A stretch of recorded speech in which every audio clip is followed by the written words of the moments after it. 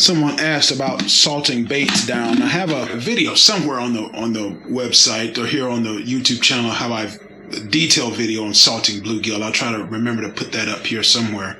But simply speaking, whatever bait fish you're using, take it, generally with bluegill, I'll clean out the guts.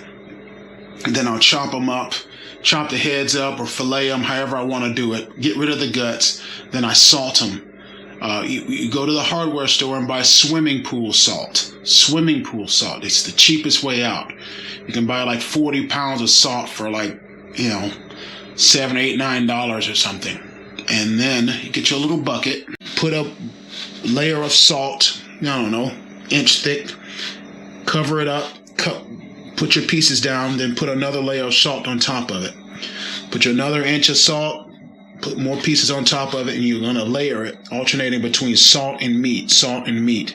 After a couple of days, this meat will completely harden up, and it won't smell rotten. It'll just smell like salted fish, That salt will suck out a lot of the water. You'll pour off that water in your backyard or somewhere out in the woods or something, or out there on your river. And then and I top it off with a bunch more salt. And that will greatly toughen up the meat, makes it leathery, makes it last a long time.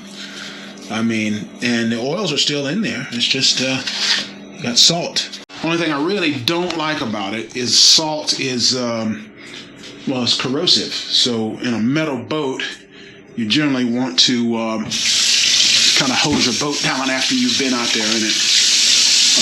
But you can preserve baits a good while like that. Now, the next step beyond that would be to cure the baits in my 3-2-1 brine cure, which I'll try to remember to put up here, which is 3 parts, what is that? I think it's 3 parts, I forget what it is. It's borax, salt, and sugar. And that will make it last even almost, I've had bait a year on the boat like that. The salt here, it'll keep it going well enough. It won't last a year, but the bait will last long enough that I can just fish with it without having to worry about having to go catch fresh bait all the time. If you're a type of fisherman who doesn't enjoy fishing for bait, I would highly recommend that you just get some worms and a cane pole and catch a bunch of bluegill one day, and then get you a little salt bucket like this and be done with all your bait fishing, and then just do all your catfishing with the salted bluegill. Saltwater fishermen do this all the time with pilchards and anchovies and sardines, things like that. I just took that method and just decided to do it with bluegill. Haven't tried it with shad. I have tried it with those little black salty fish, but those little black salties, the salt would eat up their bodies so badly that they wouldn't be much left.